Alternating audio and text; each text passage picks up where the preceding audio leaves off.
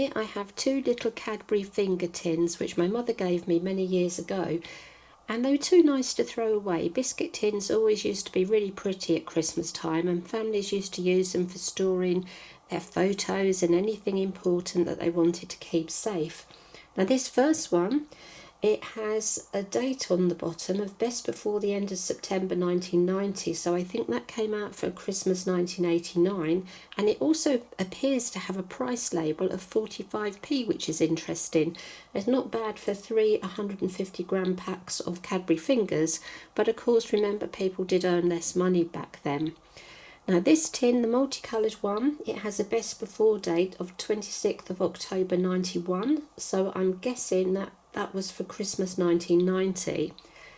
Now this one in particular has some quite old things from my art college days, and probably the most important, well definitely the most important thing in here is my Rapidograph pen. Now I bought this in my last year at school because it was on my college list. I used it for my exams, I used it for all my art college work. Really lovely refillable pen with a strong metal nib, and I keep meaning to get some special cleaner and try and clean that out and reuse it, because it really is a lovely little pen, and you can get a modern version of these and they do last a really long time. And I think with the way things are going in the world today, that we need to recycle and to use things that we can refill rather than just throw away pens. We've got all sorts of interesting little art college things. This was for using spraying paint and ink onto the paper. I was never particularly good at it. It's a sort of knack. We have an extra little chamber, a nib for my pen. I've also got here an empty box. I don't know why I kept this, apart from the fact to remind me what to use in the pen, but it had some ink cartridges for my rotring pen. Interestingly, it was from E.W. Crump Limited, which was the art shop I used to visit in the town for my art college, and every Saturday all the way through the 1970s I would go in there with my Saturday money from my jobs and my babysitting and buy little art supplies and just browse. And this was 45p, which I think was probably 4 or 6 cartridges, but it doesn't actually say how many, and it might even have been a bottle of ink, quite honestly. I think this was actually the actual bottle of ink. From the look of it, I think this was 45p for a bottle of ink, although I did use cartridges as well in my pen. I've also got this really interesting Winsor and Newton box. I kept it because it was really pretty, and it has 99p on the bottom, black Indian ink. I think that came from the college art shop. Got a few other bits and pieces in here. A little tiny Stanley knife, which is still usable, just needs some new blades in it. A retractable Stanley knife. This is my second one. My original one was red. It didn't have a retractable blade. I lent it to someone, they never gave it back, so this was my second one. I've also got the scissors from art college. I had several pairs of these in different sizes for cutting, really sharp cutting paper on card. Another pair of scissors, a couple of early Pentel roller balls, which is not from my art college days. I think that was from my design course. I've also got a couple of pencils in here. A 6B Eagle turquoise and a Staedtler pencil, a Unipoint, which looks like a very dark lead. So that's that one. I'll pop those back in now. And the final thing was a Tulip Ink Stamp. Now that's definitely not from my college days. I'm guessing it came free with something, Craft magazine. Looks like I've used it for red ink.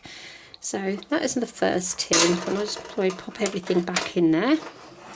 Move that one away. Now this one is more interesting in a lot of ways because it's full of colour. I'll just put that to one side for the minute. We have here some Conte crayons. Now I use them an awful lot. Interesting to see my palette is warm, mainly warm greens and pinky peaches and reds. These are the colours I used for my design course that I did in 1990 and 91. and I was working on all botanicals and florals. I went into the cathedral one day, and there was a big exhibition of textile art, and I've always liked art and craft, any sort of art and crafts, and obviously I love art because that's what I did at art college. But I hadn't done much textile art and creating pictures out of collage and patchwork and quilting and embroidery, and I just fell in love with this work. It was so stunning. I spoke to the tutor, I registered for the course, I did 2 years, and it was absolutely wonderful. And I used to sell my work at craft fairs. And there's also a couple of Caran d'Ache Neo Pastels. Now it's very interesting because I don't have the Neo Pastel, but I do have the Neo Pastel 2s now, which are the water soluble ones. I think these actually seem quite dry, so I'm not actually sure how that's going to work, but we will have a go anyway. And we have here some more Conte Pastels. I've got some blues and purples and some yellows. It's interesting to see there's not so many blues and purples, but there's still more of the pinks and peaches. I also have something here which is really nice, which is the Superfine Metallic Bronze Powder, which is Rich Pale Gold by C. Robertson and Co. Limited. That is still perfectly usable in this metal tube. That's really pretty. I've also got lots of pencils in here. Let's have a look. We have all these really pretty colours. See if I can get these out.